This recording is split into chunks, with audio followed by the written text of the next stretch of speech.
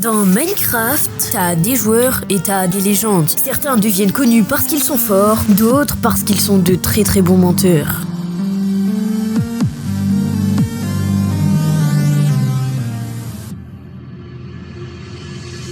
Ça, c'est un joueur lambda qui a pour but de terminer Minecraft. Il commence par récupérer du bois pour faire ses premiers outils, et tout ça dans le but de battre l'Ender Dragon ou tout simplement de créer une civilisation de villageois. Et ça, c'est Daquavis, un mec qui a menti à plus d'une dizaine de millions de personnes.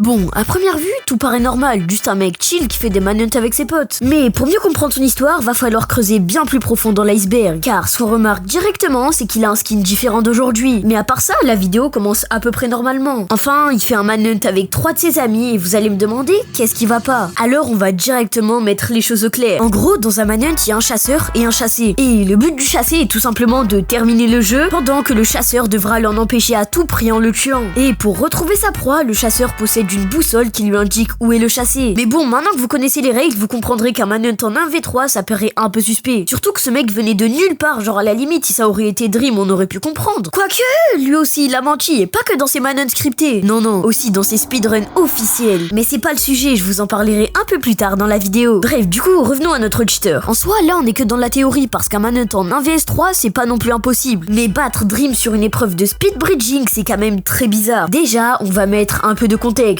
Il y a quelques semaines, Dream a invité Daquavis dans un duel de skill, et le gagnant remporterait 100 000 $. Mais c'est pas ça le problème, c'est que dans cette épreuve de speed bridging, il pose un bloc devant lui à son départ. Et à vrai dire, si en débutant, ça paraît tout à fait normal. Mais si t'as de l'expérience dans le jeu, et surtout en PVP, tu comprends instantanément qu'il y a un problème. Car en Brisley Bridge normal, le bloc qui est posé devant lui n'est pas du tout obligatoire. Contrairement à si on avait un autoclic. Après, je vous l'admets, c'est assez subtil, mais le programme du cheat va automatiquement poser ce fameux bloc. Et maintenant que vous avez compris le premier cheat, passons au deuxième, et c'est le speed hack. Un speed hack, c'est un mode qui permet soit de ralentir le temps, soit de l'accélérer. Mais vous allez me dire, sa vidéo, elle est en vitesse normale. Et bah justement, c'est ça le problème, car il a tout simplement accéléré sa vidéo dans un logiciel de montage, ce qui donne cet effet visuel. Et ça lui permet de faire ça.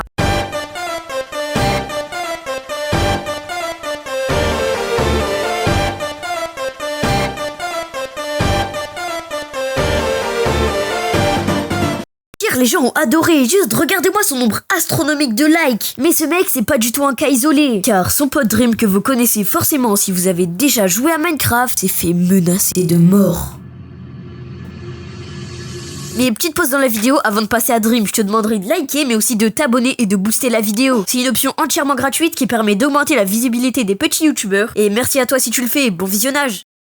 Bon, vous le savez sûrement, mais il a montré sa tête il y a un peu plus de 2 ans. Et ça a pas plu à tout le monde. Car à cette époque, ses abonnés venaient de découvrir qu'il cheatait. Même s'il y avait pas mal d'indices, fallait juste voir les probabilités d'avoir ses loots. Une chance sur 100 millions d'après trash. Mais bon, quand on regarde une vidéo d'une légende de Minecraft, on cherche même pas à comprendre s'il triche ou pas. Mais il y a quand même une poignée de ses spectateurs qui ont voulu le démasquer. Bon, on va quand même remettre un peu de contexte. En fin 2022, Dream a été accusé d'avoir triché dans l'un de ses speedruns. On a carrément un rappeur qui dit que la chance d'avoir ses loots était astronomique.